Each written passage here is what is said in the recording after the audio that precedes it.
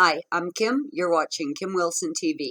My channel is dedicated to helping victims of narcissistic abuse get free and stay free. There was a comment left at the channel yesterday. It was left by Julia. Hi, Julia. Thank you for your comment. I'm just going to read it to you guys. I left Friday, and it was one of the hardest things. I felt like I was escaping prison, like I did something wrong, but so glad to be out of it. And I want to talk about that today. Right from beginning to end, when you're involved with a narcissist, it is weird. Now, the initial idealization and love bombing was weird. The devaluing was absolutely horrendous. The dumping, the discard. But let's stop at the discard for a minute. Now, for anyone who's ever been in a relationship with a real human being, and I myself have been in several relationships with real human beings. Now, for whatever reason, when the relationships dissolved, two sane people can sit down, have a discussion, come to a happy solution for both parties, and typically go on to be friends. Now, for many of you who are at my Facebook and on my friends list there, thanks so much for friending me at Facebook.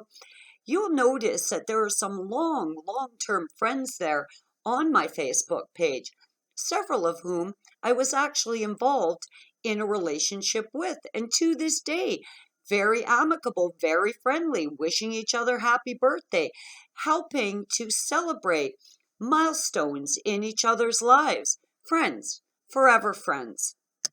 When you spend time with someone, you're romantically involved with someone, you share a part of your life with them, and they share a part of their life with you. You know each other's children and families, but things for whatever reason do not work out as far as a long-term relationship goes. Fine, nothing wrong with that.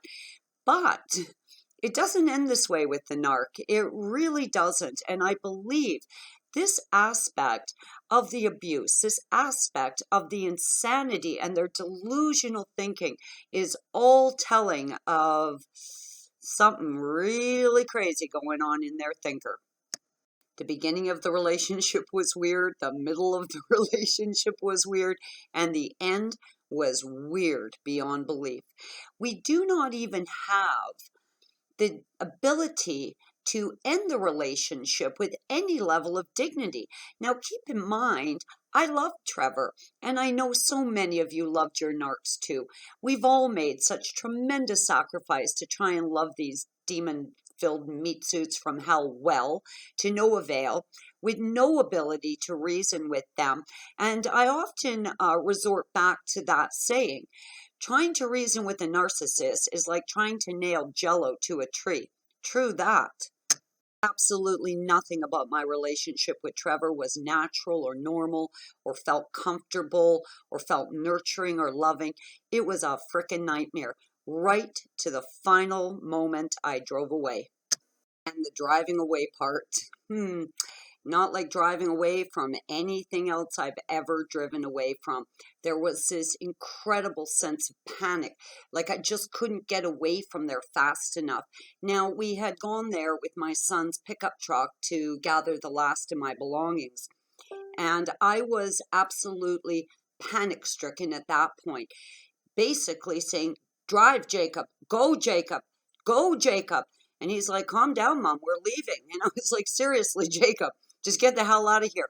It was not a feeling like I was departing from a relationship. It truly felt like I was being chased by Satan, like I was making a prison break, like I was escaping narrowly with my life and my belongings. That feeling like I was escaping stayed with me for several months after I got away. Absolutely it did. Terrified, panic-stricken, having night terrors, waking up in the night with, nosebleeds and my hands shaking.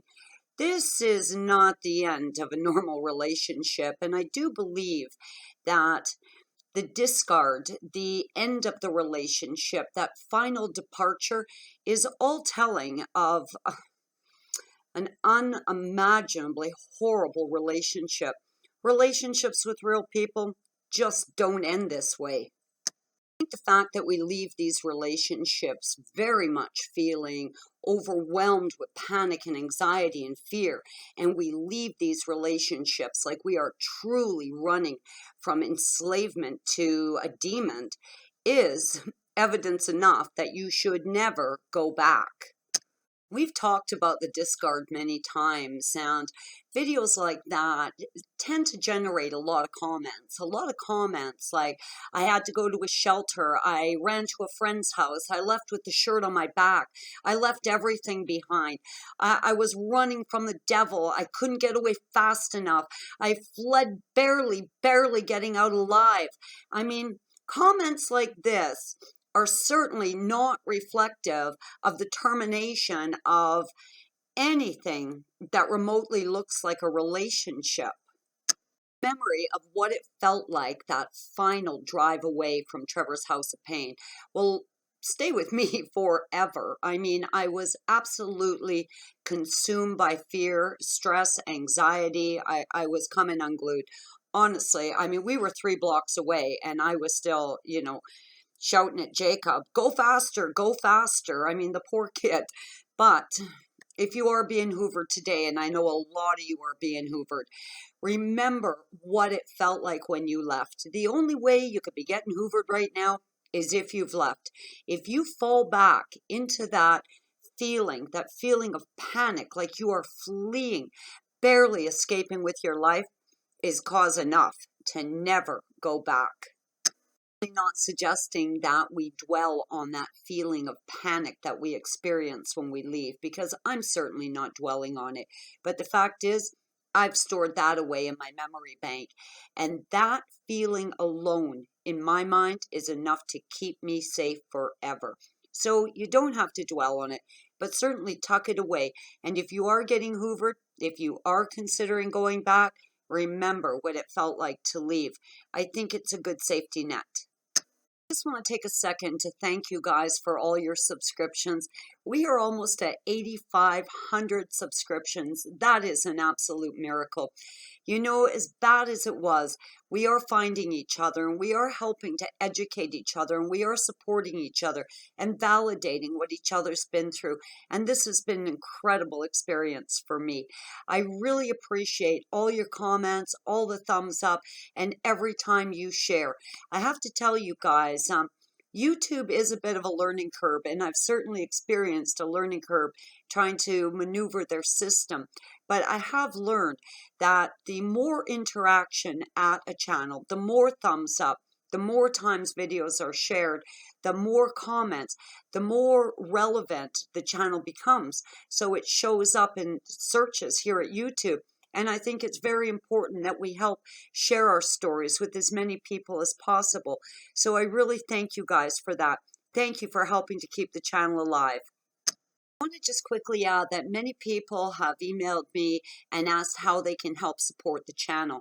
Now, I have looked into the Patreon accounts and those pay-to-play kind of systems, and that's not right for us here. It simply isn't.